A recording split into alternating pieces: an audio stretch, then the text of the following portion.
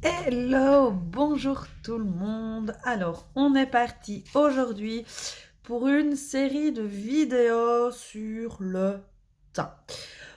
Sur le teint, donc je vous ai déjà parlé dans une précédente vidéo, vous n'aurez qu'à aller fouiller sur la chaîne de l'utilité d'une base, à quoi elle servait et également pourquoi notre fond de teint pouvait ne pas tenir à cause du mauvais choix de base. Maintenant, on va faire un focus sur nos fonds de teint. Donc, je vous ai déjà, pareil, dans une précédente vidéo que vous pourrez retrouver sur ma chaîne, je vous ai montré comment utiliser, appliquer, donc ce qui était mon petit chouchou, la bébé crème. Dans cette première vidéo, je vais vous parler d'un fond de teint que je n'utilise pas forcément moi, puisque j'ai une peau très sèche. Comme d'habitude, je n'ai rien préparé à l'avance, donc il était un peu sale. Donc je vous parle donc du fond de teint ici, du fond de teint poudre. Voilà, fond de teint poudre qui convient à tous les types de peau, mais un petit peu moins quand même aux peaux sèches, puisque bah, voilà, la poudre va assécher, même si il a des agents hydratants. Il a du kaolin qui va donc absorber l'excès de sébum. Il a du beurre de karité qui va du coup apporter le côté hydratation, revitalisant. Il a de la camomille, il y a du hyaluronate de sodium, donc c'est une forme d'acide hyaluronique qui est connu pour son pouvoir, sa capacité à garder l'hydratation de la peau. Il n'a pas de talc, donc il assèche quand même moins. Mais voilà, qui est une peau vraiment atopique. Voilà. Pour partir en vacances, pourquoi pas, mais je ne le mets pas tous les jours. Voilà. Je suis très franche, je dis ce que je pense. Hein, voilà. Donc, on a un petit miroir, une petite houppette. Je ne sais pas comment vous appelez ça, moi j'appelle ça une petite houppette, qui permet de venir, hop, vous voyez. Alors, il est ultra couvrant, hein, ça se voit. J'adore l'utiliser, du coup, vous le voyez, en correcteur.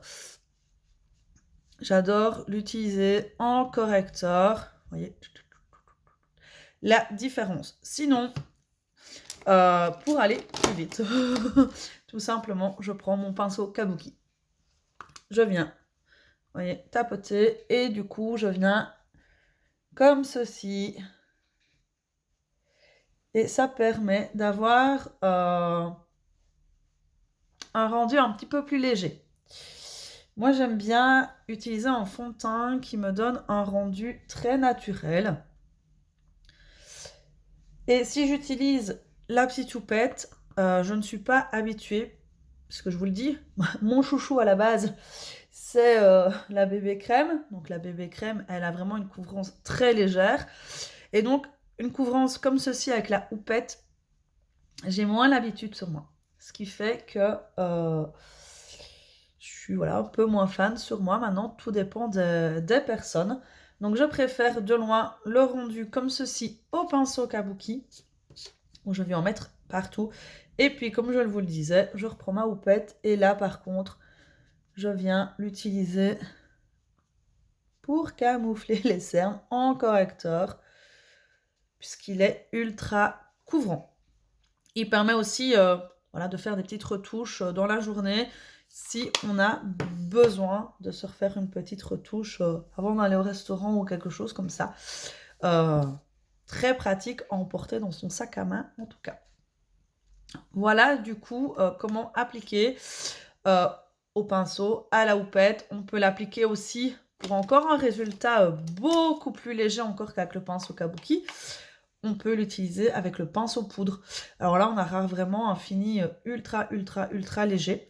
Donc, il y a toute une multitude de possibilités pour appliquer ce fond de teint et trouver du coup la couvrance qu'on aime bien. Voilà, moi j'aime bien la couvrance avec le pinceau kabuki. D'autres personnes aimeront vraiment juste un petit voile de finition.